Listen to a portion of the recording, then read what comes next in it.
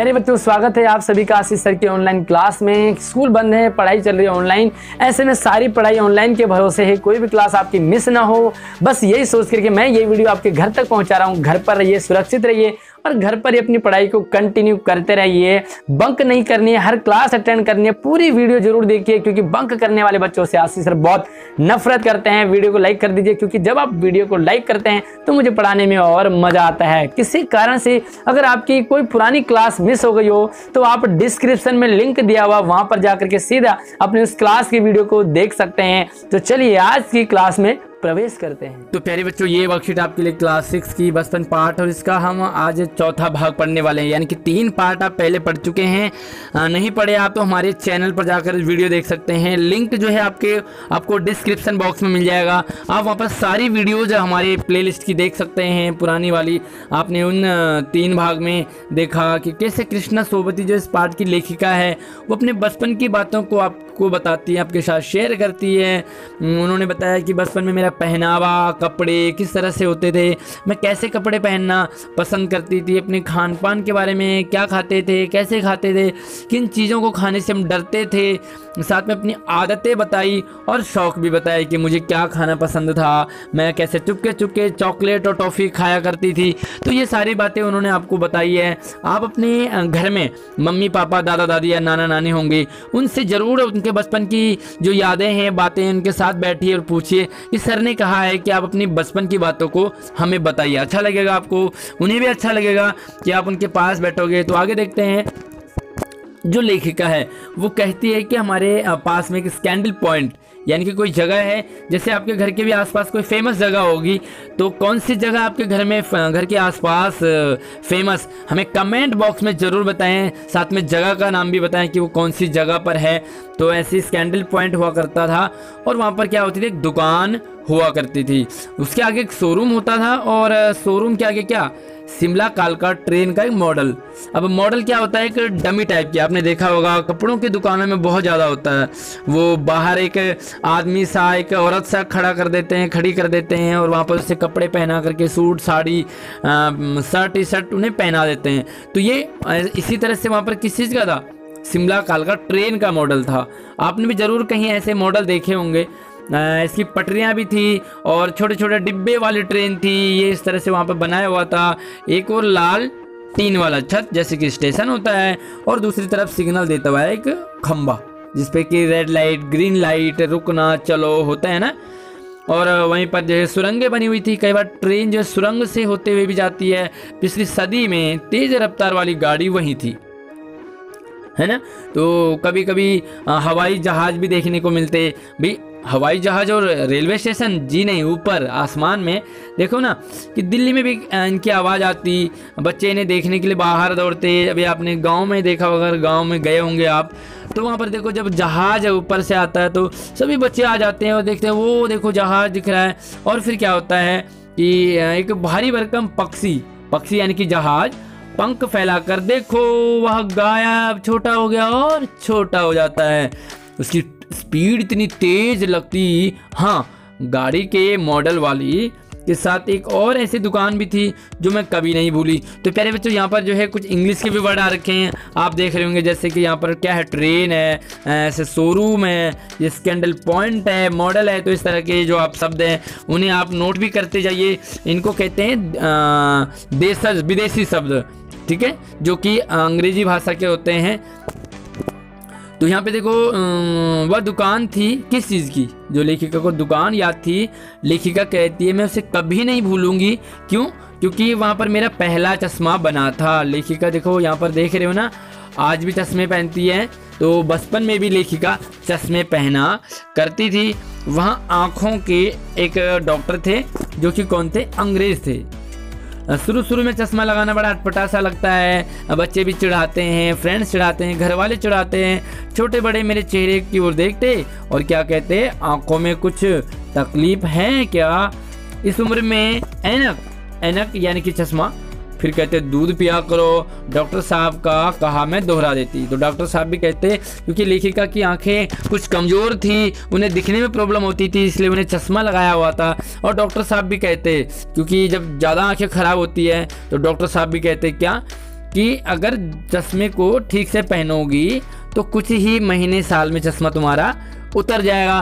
तो लेखिका भी बाकी लोगों को इसी तरह से कहती। तो ये है आपके लिए आज का पाठ है। प्यारे बच्चों, क्वेश्चन आंसर करना ही हमारा मकसद नहीं है, हमारा मकसद है आपको चैप्टर समझाना, क्योंकि चैप्टर आपको समझ आ गया तो आप क्वेश्चन आंसर भी आसानी से कर सकते हैं। तो चलिए, पहला सवाल है कि लेखिका के बचपन में हवाई जहाज और शोरूम में शिमला ट्रेन का मॉडल भी आश्चर्यजनक आधुनिक चीज़ें थी, है ना।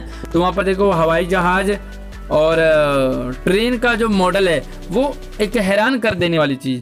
आप आजकल देखते होंगे, आजकल नई नई चीज़ें आ गई, टेक्नोलॉजी आ गई, तो आज क्या क्या ऐसी चीज़ें हो गई हैं जो आपको अच्छी लगती है, हैरान कर देती है, अरे वाह ये क्या चीज़ है। तो आपने जो है उनके नाम लिखने हैं, कुछ चीज़ें मैं आपको बता देता हूँ। तो ये देखिए, आपने मेट्रो ट्रेन देखी होगी, किस तरह से ज़मीन के अंदर से और कहाँ कहाँ निकल जाती है, आश्चर्य हैरान कर देने वाली। स्वचालित बस के दरवाजे, पहले तो वो दरवाजे होते थे जिनको बंद करना पड़ता था, लेकिन आजकल जो है ड्राइवर अपने आप ही दरवाजे बंद कर देता गाड़ियों के। और बड़े बड़े फ्लाईओवर बन गए, यहाँ से वहाँ तक, सर्कस के झूले। इसके अलावा आपको कुछ और भी जो नई चीज़ दिखी हो आश्चर्यचकित करने वाली, वो आप जरूर इसके आंसर में ऐड करेंगे और हमें कमेंट बॉक्स में भी आप जरूर बताते रहेंगे। अगले सवाल की तरफ बढ़ते हैं। तो ये सवाल है कि लेखिका को चश्मा क्यों लगाना पड़ा। तो आपको पता है इसका उत्तर, चलिए मैं बता देता हूँ। तो चलिए देख लीजिए कि लेखिका की आंख में कुछ गड़बड़ी थी, खराबी थी, उन्हें दिखने में दिक्कत आती थी, यानी कि लेखिका की नज़र कमज़ोर थी, क्योंकि डॉक्टर ने भी कहा कि चश्मा पहने रखोगी तो जल्दी ही ये उतर जाएगा। तो ये इसका आंसर है। चलिए अगले सवाल की तरफ। तो इसका आंसर तो आपको दादा दादी नाना नानी के पास ही मिलेगा। अपने परिवार में किसी बड़े सदस्य जैसे मम्मी पापा, दादा दादी, नाना नानी, उनके पास आपने जाना है और उनकी बचपन की आपने बातें सुननी, कहानियाँ सुननी। दादी बताओ ना, क्या आपके बचपन में हुआ था, बचपन में वे क्या क्या करते थे, और उनकी किसी रोचक घटना, कोई स्टोरी छोटी सी हो, उस स्टोरी को भी आपने लिखना है। तो चलिए मैं कुछ आपको हिंट्स दे देता हूँ। तो आपकी दादा दादी जो है कहेंगे कि मैं बाजरे की रोटियां खाते थे, गांव में खूब खेती का काम करते थे, छोटी भाई बहनों को देखने का काम होता था, स्कूल बहुत दूर या कम होते थे इसलिए स्कूल न जा पाना। इस तरह से कुछ और भी बातें बताएंगे, वो ज़रूर लिखें और साथ में उनकी स्टोरी छोटी सी आप ज़रूर अपने आंसर में ऐड करेंगे। अगले सवाल की तरफ बढ़ते हैं।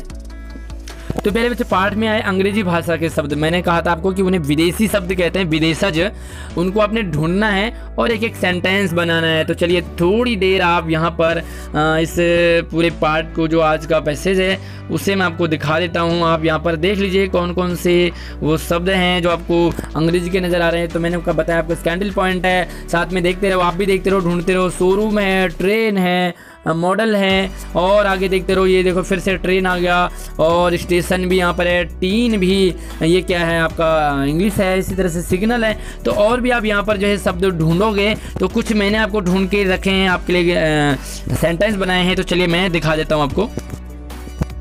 तो ये देखिए पहला स्कैंडल पॉइंट कैसे लिखोगे आप, देखो इस तरह से आप शब्द लिखोगे और लिखोगे फिर हम स्कैंडल पॉइंट के पास रोज घूमने जाते हैं।